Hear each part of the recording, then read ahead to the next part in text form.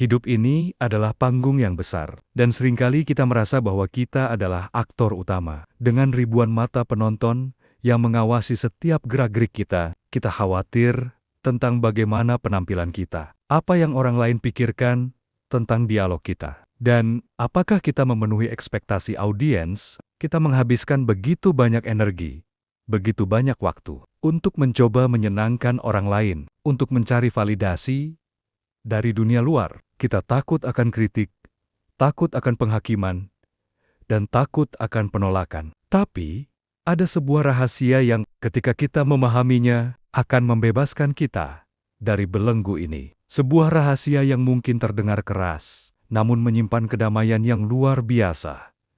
Sebenarnya, tidak ada yang peduli. Kalimat itu mungkin terdengar brutal. Tapi mari kita jujur pada diri sendiri. Seberapa sering kita benar-benar menghabiskan waktu untuk memikirkan detail-detail kecil dalam kehidupan orang lain? Seberapa sering kita mengingat setiap kegagalan yang mereka buat atau setiap keputusan yang mereka ambil? Jawabannya adalah sangat jarang. Kita terlalu sibuk dengan kehidupan kita sendiri, dan itulah kenyataan yang sama bagi orang lain. Mereka juga terlalu sibuk dengan kehidupan mereka sendiri. Dalam kebenaran yang pahit ini, tersembunyi sebuah kekuatan besar. Ini adalah inti dari filosofi Stoik, sebuah ajaran kuno yang mengajarkan kita untuk mengalihkan fokus dari dunia luar yang tidak bisa kita kendalikan ke dunia batin yang sepenuhnya ada di tangan kita. Fokus bukan pada bagaimana orang lain melihat kita, melainkan pada bagaimana kita menjalani hidup kita. Pusaran opini dan ilusi kontrol. Sejak kita kecil, kita telah diajarkan untuk hidup dalam sebuah sistem yang didasarkan pada persetujuan. Berperilakulah yang baik. Apa kata orang nanti? Jangan memalukan keluarga. Kalimat-kalimat ini membentuk cetakan sosial yang mendefinisikan apa yang benar dan apa yang salah. Kita belajar mengukur nilai diri kita dari persetujuan orang lain. Jika mereka memuji kita, kita merasa bahagia. Jika mereka mengkritik kita, kita merasa sedih. Kita mengukur kesuksesan kita bukan dari standar internal kita, tetapi dari seberapa besar tepuk tangan yang kita dapatkan dari dunia luar. Namun, para filsuf Stoik, seperti Epictetus, mengajarkan kita untuk melihat segala sesuatu dengan kacamata yang berbeda. Mereka membagi segala sesuatu menjadi dua kategori, hal-hal yang berada dalam kendali kita dan hal-hal yang tidak. Di dalam kendali kita ada pikiran, penilaian, dan tindakan kita. Di luar kendali kita ada opini orang lain, reputasi, kesehatan, dan nasib.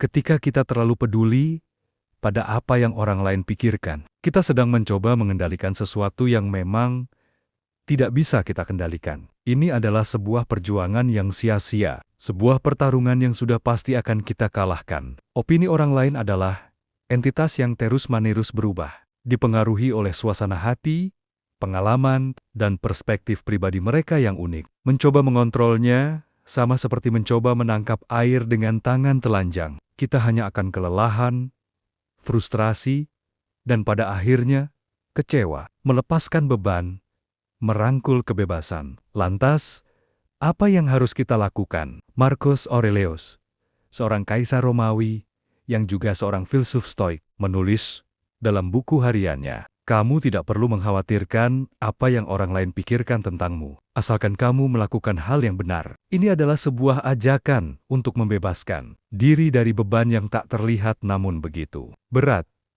Beban persetujuan eksternal. Kebebasan sejati, menurut para Stoik, datang dari kesadaran bahwa satu-satunya hal yang benar-benar penting adalah karakter dan kebajikan kita sendiri. Ketika kita berhenti mencoba untuk menyenangkan semua orang, kita mulai mendapatkan kembali kendali atas hidup kita. Kita tidak lagi membuat keputusan berdasarkan apa yang akan mendapat pujian, melainkan berdasarkan apa yang kita yakini benar dan sesuai dengan nilai-nilai kita. Kita tidak lagi menghindari kegagalan karena takut dihakimi, melainkan melihatnya sebagai sebuah kesempatan untuk belajar dan tumbuh. Kita tidak lagi membuang-buang waktu memikirkan drama orang lain, melainkan memfokuskan energi kita pada hal-hal yang benar-benar membangun dan bermakna bagi diri kita. Melepaskan beban apa kata orang adalah sebuah proses yang bertahap. Ini dimulai dengan kesadaran bahwa kita tidak bisa mengendalikan apa yang dipikirkan atau dikatakan orang lain. Kita bisa memilih untuk tidak terpengaruh oleh hal-hal tersebut. Kita bisa memilih untuk tidak membiarkan opini orang lain mendikte kebahagiaan kita. Kita bisa memilih untuk membangun benteng batin yang kuat, di mana ketenangan dan harga diri kita tidak tergoyahkan oleh pasang surutnya pandangan dunia luar. Fokus pada hidupmu, membangun benteng diri. Jika tidak ada yang peduli, lantas apa yang harus kita pedulikan? Para filsuf Stoik memberikan jawaban yang jelas dan tegas. Fokuslah pada hal-hal yang berada dalam kendali kita. Fokuslah pada hidupmu. Ini bukan berarti menjadi egois atau tidak peduli dengan orang lain. Justru sebaliknya, ini berarti menjadi individu yang kuat dan berkarakter, yang kemudian bisa memberikan kontribusi yang lebih baik kepada dunia. 1. Kembangkan kebajikanmu. Para Stoik percaya bahwa tujuan hidup adalah mencapai eudaimonia, yang sering diterjemahkan sebagai hidup yang makmur atau kebahagiaan sejati. Eudaimonia tidak datang dari kekayaan, kekuasaan, atau ketenaran, tetapi dari hidup yang berbudi luhur. 4 kebajikan utama Stoik adalah kebijaksanaan, keadilan, keberanian, dan moderasi.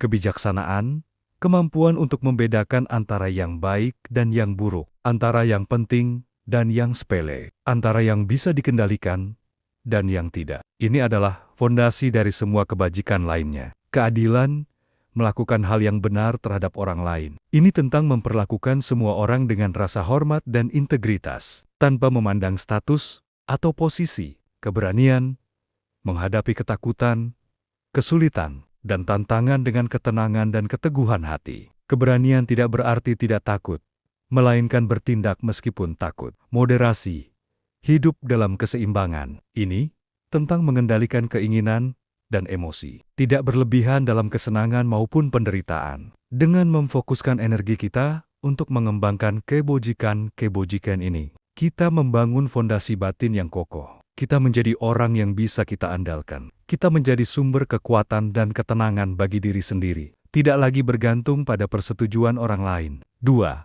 Kuasai pikiranmu. Pikiran adalah satu-satunya hal yang sepenuhnya berada dalam kendali kita. Namun, seringkali pikiran kita seperti kuda liar yang tidak terkendali, berlari ke sana kemari tanpa tujuan, dipenuhi kecemasan, ketakutan, dan kekhawatiran yang tidak perlu. Para Stoik mengajarkan kita untuk menjadi penjaga gerbang pikiran kita. Mereka menyarankan praktik seperti menulis jurnal untuk merefleksikan pikiran dan tindakan kita. Marcus Aurelius menuliskan pikirannya setiap hari sebagai cara untuk melatih otaknya berpikir secara stoik.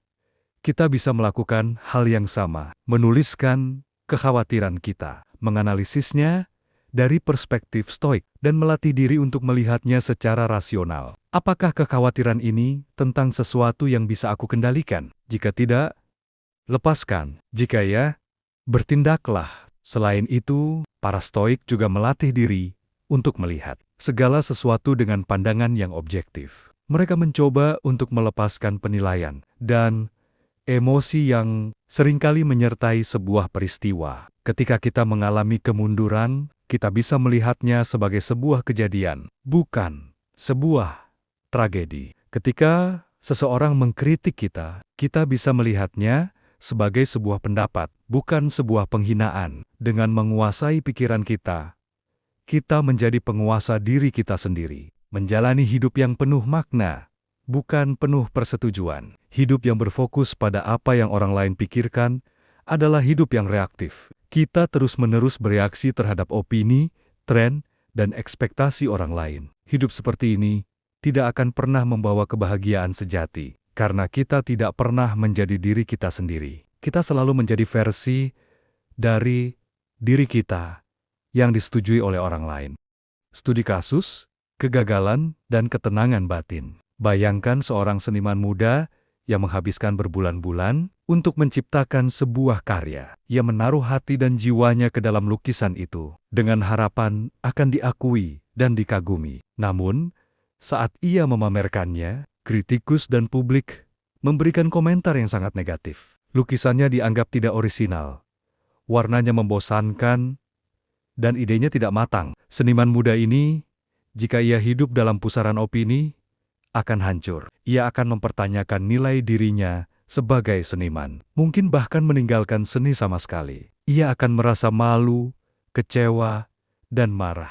Namun, bagaimana jika ia menerapkan prinsip stoik? Pertama, ia akan menyadari bahwa kritik adalah sesuatu yang berada di luar kendalinya. Ia tidak bisa mengendalikan apa yang orang lain pikirkan tentang karyanya. Kritikus memiliki perspektif mereka sendiri, selera mereka sendiri, dan standar mereka sendiri. Mengubah pandangan mereka adalah hal yang mustahil. Kedua, ia akan fokus pada apa yang bisa ia kendalikan. Ia bisa mengendalikan bagaimana ia bereaksi terhadap kritik tersebut. Ia bisa memilih untuk tidak membiarkan emosinya menguasai dirinya. Ia bisa melihat kritik itu secara objektif. Apakah ada kebenaran dalam kritik ini? Apakah ada yang bisa saya pelajari untuk perbaikan di masa depan? Mungkin kritikus itu benar tentang beberapa hal. Mungkin ada ruang untuk perbaikan. Ketiga, ia akan kembali ke nilai-nilainya sebagai seniman. Mengapa ia melukis? Apakah ia melukis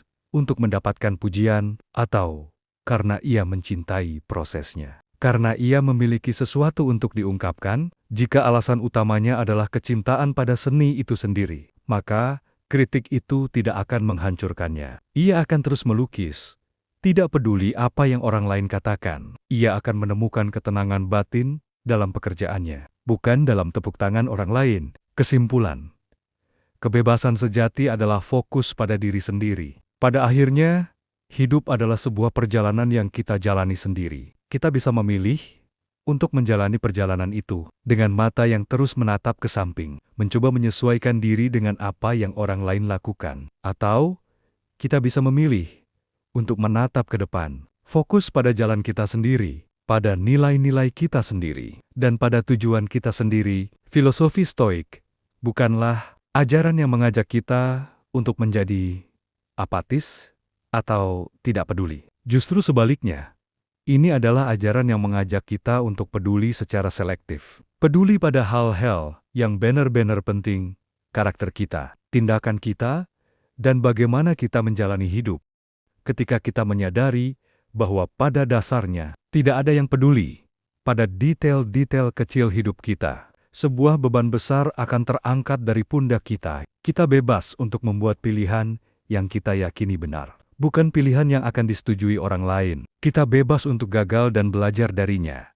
Tanpa rasa malu, kita bebas untuk menjadi diri kita sendiri. Dengan segala kekurangan dan kelebihan yang kita miliki, fokuslah pada hidupmu. Kuasai pikiranmu, bangun karaktermu. Karena pada akhirnya, yang paling penting bukanlah apa yang orang lain pikirkan tentangmu, tetapi apa yang kamu pikirkan tentang dirimu sendiri. Dan kebahagiaan sejati, kedamaian batin, dan kebebasan tak tergoyahkan hanya bisa ditemukan di dalam dirimu sendiri.